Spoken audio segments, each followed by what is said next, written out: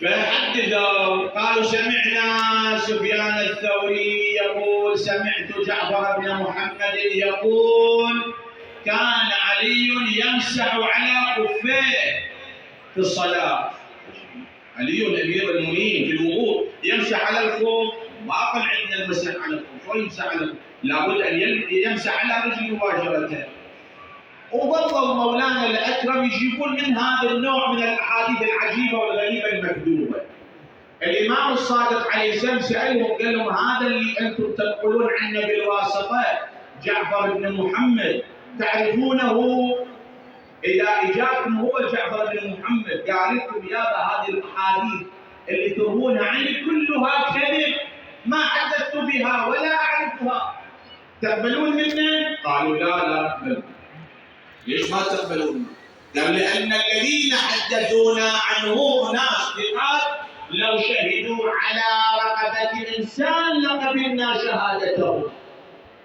لا هذا يقول أنا الإمام صار لكم هذه الأحاديث ما حدثت بها كذب عليكم، لا ما نقبل منك لأن الراوي ثقة اللي روى عنه. إلى هذه الدرجة بلغت الأحاديث المكذوبة على رسول الله حتى على الأحياء. إذا نهض الإمام الصادق سلام الله عليه تلك الثورة العظيمة في تنمية التراث وتهذيب التراث ونقل التراث الصحيح عن رسول الله صلى الله عليه وآله وسلم. في المقابل مولانا الأكرم الإمام الصادق سلام الله عليه حينما قام بهذه النهضة بهذه الثورة العلمية في ذلك الزمان توافد عليه الخاص والعام كما بينا في الليلة البارحة. يحضر عنده أناس عديدون أئمة المذاهب اليوم كأبي حنيفة بينا البارحة كان يحضر عند الإمام الصادق صلوات الله وسلامه عليه. مالك بن أنس إمام المذهب المالكي والرواية معروفة في مصادر، يعني مو أنه أنا الشيعي أنقلها، لا في مصادر أهل السنة.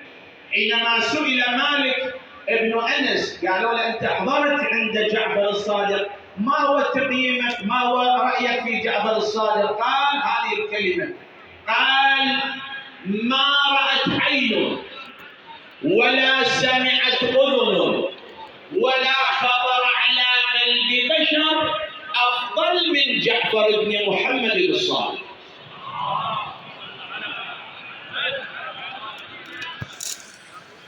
ما رأت عين ولا سمعت أذن ولا خطر على قلب بشر أفضل من جعفر بن محمد الصادق علما وعبادة وورعا. هذا بالنسبة إلى مالك بن أنس، بالنسبة إلى أبي حنيفة، بالنسبة إلى تعال إلى الشافعي محمد بن إدريس الشافعي إمام المذهب الشافعي. تعال شوف رأيه في الإمام الصادق وفي أهل البيت عليه. يكفي أن الشافعي تلقى العلم، ما أقول من الإمام الصادق عليه السلام، لا، أنت تعال إلى كتب طبقات الشافعية اللي يذكرون فيها أساتذة وشيوخ الشافعي. منهم أساتذته؟ منهم العلماء اللي تلمذ عليهم الشافعي؟ تجد من بين أساتذة الشافعي ومشايخه اسم امرأة، اسم مرأة.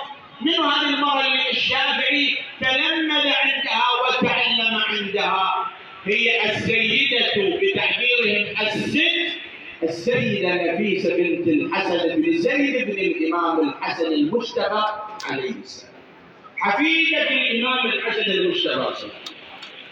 وهذه السيدة أيضا زوجة ابن الإمام الصادق إسحاق ابن الإمام الصادق عليه السلام تزوج السيدة نفيسة جنة الإمام الصادق التعبير، زوجة ابن الإمام الصادق عليه السلام. السيدة نفيسة كانت عالمة فقيهة محدثة هذه المرأة. ولما إسحاق زوجها انتقل إلى مصر لقضايا سياسية وتضييق وخلاف على العلويين، أخذ زوجته وذهب إلى مصر، حل في أرض مصر.